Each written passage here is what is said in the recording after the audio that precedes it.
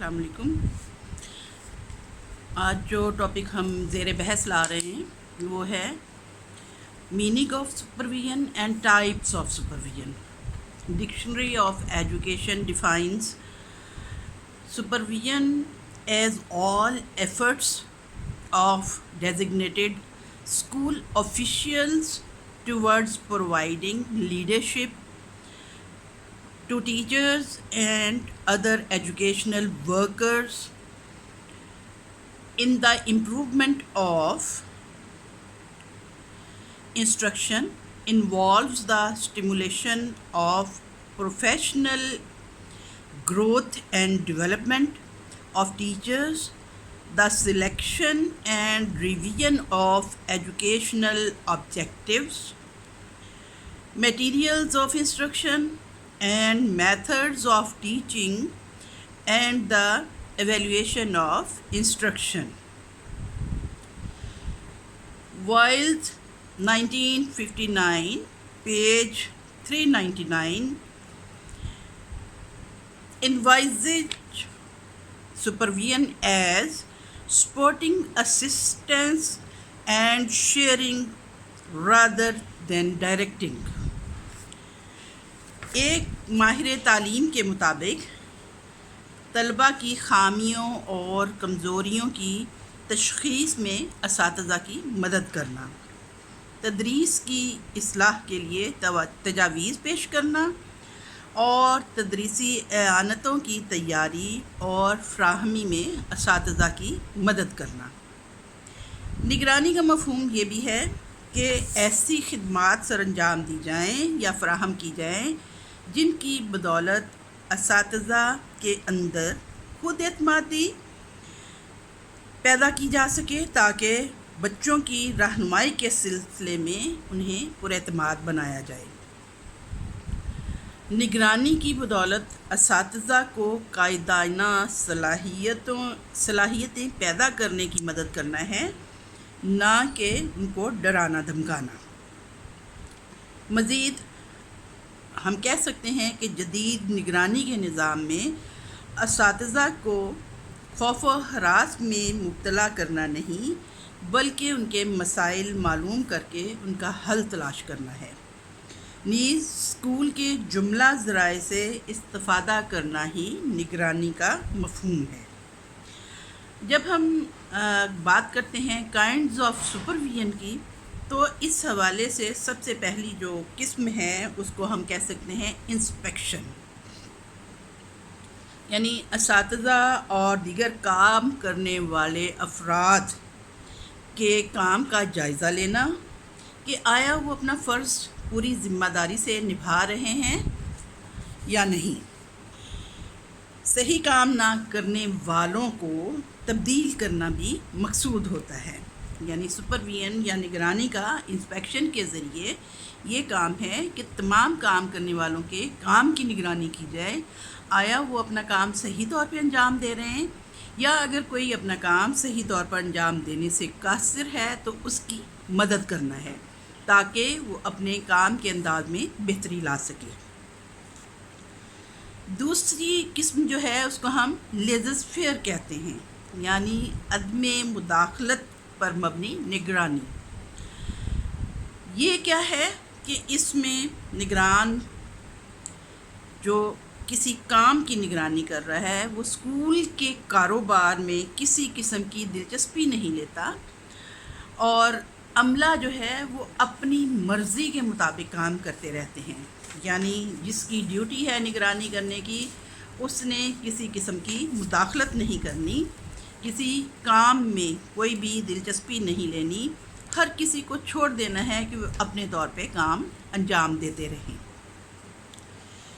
پھر ہے کوئرسیو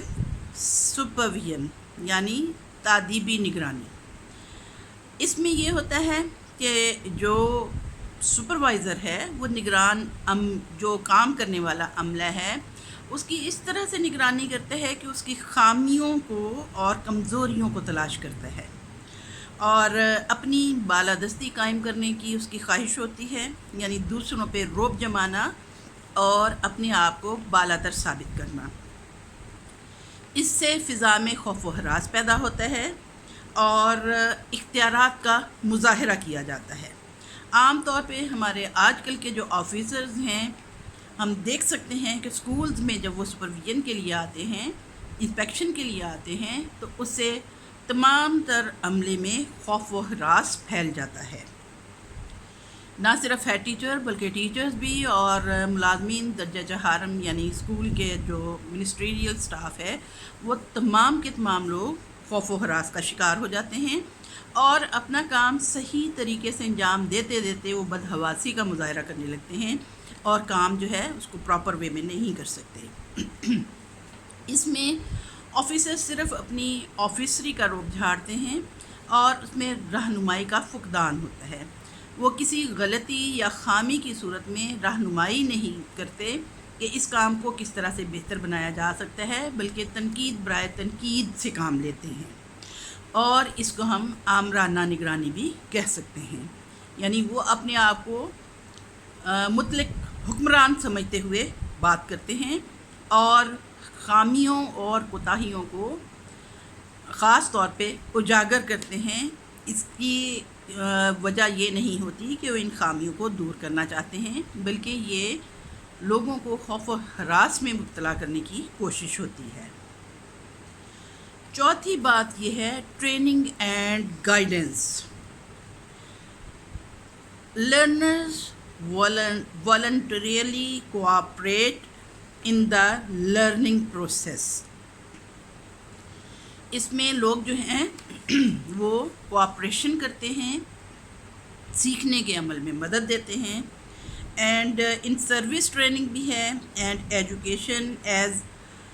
ایلسڈیا and McNally 1964 page 15 has observed it is still assumed that it is the teacher's duty to improve the pattern approved by the supervisor۔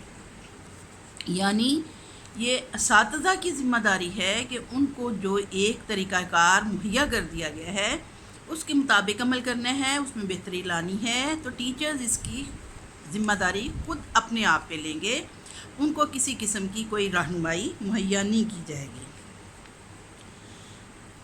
تب آتی ہے democratic supervision یعنی جمہوری نگرانی۔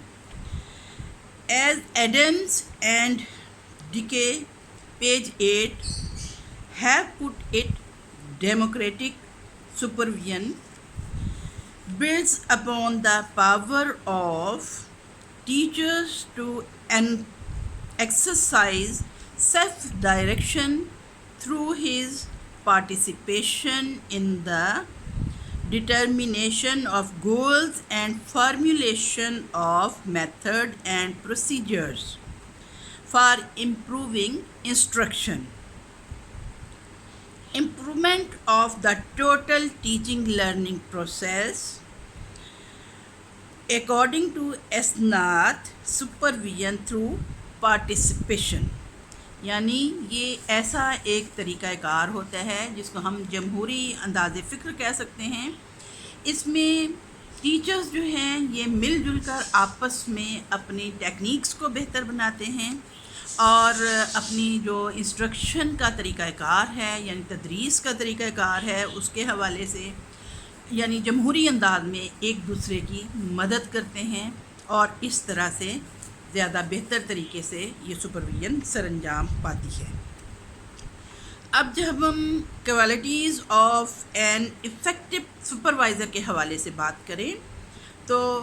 ہم بہت سی باتوں پہ غور کر سکتے ہیں، کہہ سکتے ہیں کہ آسانی سے دستیاب، اور